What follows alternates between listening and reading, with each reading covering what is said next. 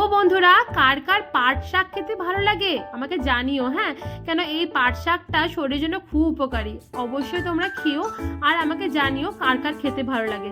তো গতকাল থেকে প্রায় বৃষ্টি হয়েই যাচ্ছে, বাড়িতে ছিল পাট শাক কিছু, ভাবলাম এটাই রান্না করি আজকে আর তোমাদের সাথে শেয়ার করি। আশা করি তোমাদের ভালো লাগবে। দেখো, পাট শাকটা পাতাগুলো ভালো করে কেটে নিচ্ছি আমি।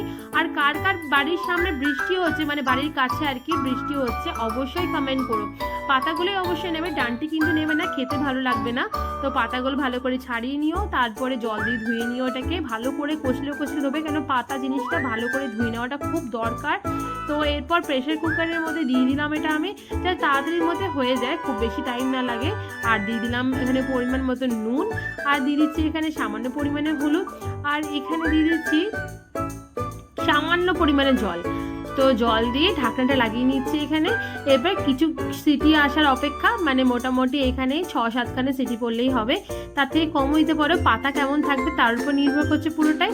তো আমরা এখানে 6টা মোটামুটি সিটি দিয়েছিলাম, খুব তাড়াতাড়ির মধ্যে হয়ে গেছিলো। পাতা হতে খুব টাইম লাগে না, আমি একটু বেশিক্ষণে করেছিলাম, কেননা বাড়িতে বাচ্চা আছে, বাচ্চাও খাবে সেই জন্যই। যাই হোক, কিছু রসুন ছাড়িয়ে নিচ্ছি, কেন রসুন তো দিতেই হবে, পাট শাকটা এমনি খেতে ভালো লাগে না। তো ভাতের সাথে দেখবে পাট শাক খেতে ভালো লাগে, ভাতের জন্য এমনি পেরিয়ে যায়, মানে কোনো চিবানো ছাড়াই আর কি। এটা ল্যালপ্যালে হয় পাট শাক, তো খেতে ভালো লাগে, যেরকম ভাবে বানাচ্ছে সেরকম ভাবে বানালে। দেখো, কড়াইয়ের মধ্যে সামান্য পরিমাণে তেল দিলাম, রসুনগুলো কুচি করা আমার হয়ে গেছে। এরপর 2টো শুকনো লঙ্কা এরকম ভালো করে কেটে দিয়ে দিলাম তেলের মধ্যে। বানানো খুবই ইজি এটা। দেখো, পাট শাকটা আমার প্রায় হয়ে গেছে এটা সেদ্ধ, বেশিক্ষণ টাইম লাগবে না, কেননা এটা আগে থেকে সেদ্ধ করা হয়ে গেছে। এবার 5 ফোড়ন দিলাম তেলের মধ্যে, দিয়ে ভালো করে একটু নাড়ি চাড়িয়ে নিলাম। সামান্য পরিমাণে হলুদ দিলাম, হলুদ কিন্তু শাকেও দিয়েছি, মনে রাখবে। এবার রসুন কুচিটা এর মধ্যে দিয়ে নিচ্ছি, মোটামুটি লালচে করে ফ্রাই করে নেবে, তারপরে পাট শাকটা দিয়ে নেবে, ব্যাস রান্না কমপ্লিট। আর তো কিছু নেই ঝামেলা।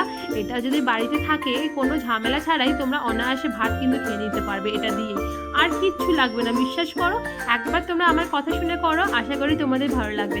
আর ভিডিওটা কার কার ভালো লেগেছে অবশ্যই কমেন্ট করতে ভুলো না, সাবস্ক্রাইব তো করে দিও নতুন বন্ধুদের বলছি আমি। আর আমার পাশে এইভাবেই থেকো। Thank you.